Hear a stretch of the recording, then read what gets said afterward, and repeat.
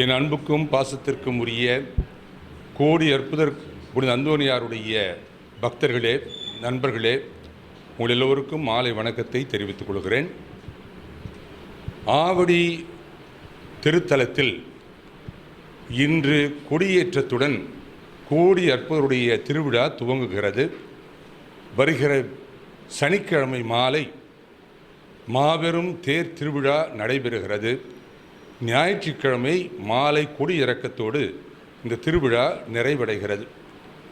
நடக்கவிருக்கிற இந்த 6 நாள் மாபெரும் கொண்டாட்டத்தில் நீங்கள் எல்லோரும் குடும்பத்தோடு வந்து கலந்து கொண்டு கோடி அற்புதர் புனித அந்தோனியாருடைய அருளையும் ஆசிரையும் நிறைவாக பெற்றுக்கொள்ள வேண்டும் என்று சொல்லி உங்களை அன்போடு அழைக்கின்றேன். உலகம் பூராவும் இருக்கிற மக்கள் கோடி அற்புதர் அந்தோனியாருடைய மகிமையை, வல்லமையை, பெருமையை அறிந்திருக்கிறார்கள். எத்தனையோ லட்சக்கணக்கான மக்கள் அவருடைய திருத்தலங்களை தேடி போய் எல்லா விதமான அருள் ஆசீர்வாதங்களையும் பெற்றுக்கொள்கிறார்கள். இந்த ஆவடி பகுதியிலே அமர்ந்திருக்கிற இந்த திருத்தலமும் புகழ்பெற்ற ஒரு திருத்தலமாக இருக்கிறது. ஒவ்வொரு செவ்வாய்க்கிழமையும் இங்கே நடக்கின்ற அதிசயங்கள், கூடுகின்ற கூட்டங்கள் அதற்கு மிகப்பெரிய சாட்சி. இந்த வருடம் கோலாகலமாக இந்த திருவிழாவை கொண்டாடுகிறோம். ஆகையால் இந்த நாட்களில் உங்களுக்காக நாங்கள் சிறப்பாக ஜெபிப்போம், உங்கள் குடும்பங்களுக்காக ஜெபிப்போம். நீங்களும் இங்கு வந்து கோடி அற்புதர் அந்தோனியாருடைய சன்னிதானத்திலே ஜெபித்து பிரார்த்தித்து எல்லா ஆசீர்வாதங்களையும் பெற்றுக்கொள்ள வேண்டும் என்று சொல்லி உங்களை அன்போடு மீண்டும் அழைக்கின்றேன். கடவுள் புனித அந்தோனியார் வழியாக உங்கள் எல்லாரையும் ஆசீர்வதிப்பாராக.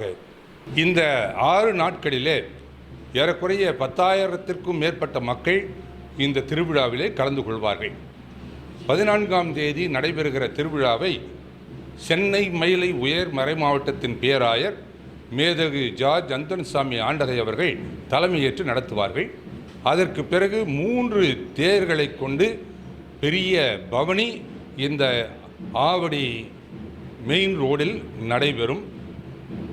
அதற்கு பிறகு எல்லோருக்கும் இங்கே சிறப்பு ஆசீர்வாதங்கள் வழங்கப்படும்.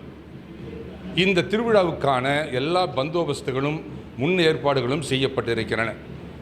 காவல்துறையைச் சேர்ந்தவர்கள், சென்னை கார்ப்பரேஷனைச் சேர்ந்தவர்கள் எல்லாருமே இதில் ஒத்துழைப்பு கொடுத்து மிக சிறப்பான முறையில் எந்த விதமான பிரச்சனையும் இல்லாமல் இந்த பவனியும் திருவிழாவும் சிறப்பான முறையில் நடைபெற உதவி செய்ய முன் வந்திருக்கிறார்கள் என்பதையும் தெரிவித்துக் கொள்கிறேன்.